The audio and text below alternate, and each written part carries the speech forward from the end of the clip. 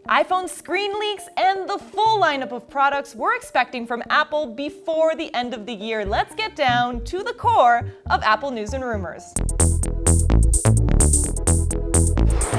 September is shaping up to be a busy month for Apple if you believe the hype. And it's not just iPhones we're talking about. Longtime Apple analyst Ming-Chi Kuo detailed at least 5 other Apple products slated to make their big debut before the end of the year. iPads, Apple Watches, MacBooks, AirPods, and the AirPower Mat. And some of these coincide with the new products Apple has already registered with the Eurasian Economic Commission, as highlighted by French site Consomac. So let's break it all down. iPhones. We definitely know we're getting new iPhones. A 5.8 and 6.5-inch OLED models and a 6.1-inch model with an LCD screen, all of which we can now see in this leak from Ben Gaskin, which shows the thicker bezels on the LCD screen. Screens made by LG this time and not Samsung, according to a recent DigiTimes report. And Apple is apparently betting on that cheaper model. The report also says Apple has ordered 20 million LCD screens compared to the 3 to 4 million OLED screens. We don't know the official names of these phones yet, but they have been registered as A19, A20, and A21. Next, there's iPads, a new 12.9 and 11-inch iPad Pro resembling the iPhone X, so Face ID instead of home button and those barely there bezels. 9to5Mac published these mock-ups so we can start to get a feel of what these will look like, minus the notch, which I don't think we're gonna avoid on these products either. Now, Apple Watches. The Series 4 will apparently come in 2 sizes, a 1.57-inch display and a 1.78-inch display. This means the smaller one of these would actually be bigger than the current large model of the Series 3, following this trend of slimmer bezels, of course, as shown in this 9to5Mac mockup. AirPods. We're gonna get a sequel with hands-free Siri and that wireless charging case that will take full advantage of the AirPower Mat. That's been MIA since last September, which we will apparently see finally in this next launch. Just note that the AirPods and the Apple Watch did not make it in the register, at least not the one published in Consomac, so take that as you will. And lastly, MacBooks. 2 of which Apple has just announced, but it has registered more. Kuo also says it's still planning an iMac update, a Mac Mini update, along with a budget notebook to replace the Air. So there's still hope for that.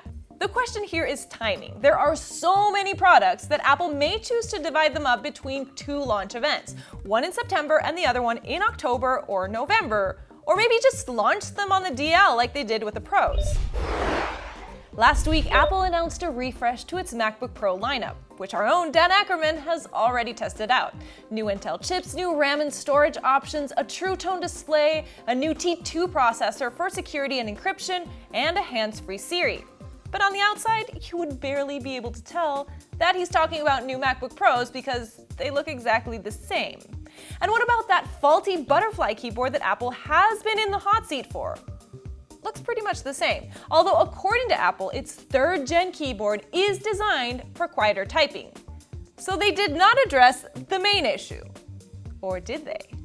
During a traditional teardown, site iFixit discovered a thin layer of silicon under their controversial butterfly keyboards that would get stuck with just the tiniest speck of dust. According to the site, this thin layer does in fact protect the keys from this problem, and it could be Apple's way of admitting that there was in fact a problem in the first place. The company has offered to replace some of these faulty keyboards, but has not acknowledged a design flaw. iFixit also found that they have a larger battery and speakers and a trackpad that's easier to repair. But if what you're looking for is more productivity on the iPad, this next bit of news may be for you. Rumor has it Photoshop will soon be coming to the iPad. According to a Bloomberg report, Adobe has long had companion apps with some functionality on iPhone and iPad, but not like the Microsoft Surface tablet, which is able to run the full version.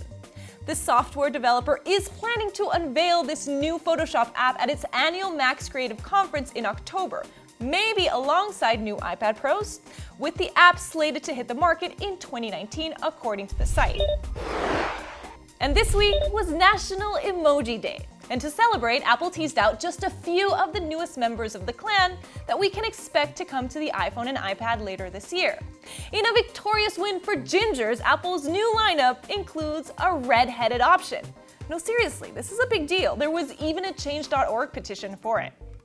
Other hair options include white hair, curly hair, and no hair, a cold and party smiley face, lobsters, kangaroos, and my all-time favorite fruit, which is finally worthy of its own emoji, mango. According to Apple, there will be 70 new emojis coming to its devices in one of its iOS updates. Not clear which one or when. But Apple's love of emojis did not stop there. The company swapped out all the headshots of its top executives with their Memoji version. Some, like Johnny Ive, were pretty spot on, as you can see, while others, let's just say they were more flattering versions of themselves.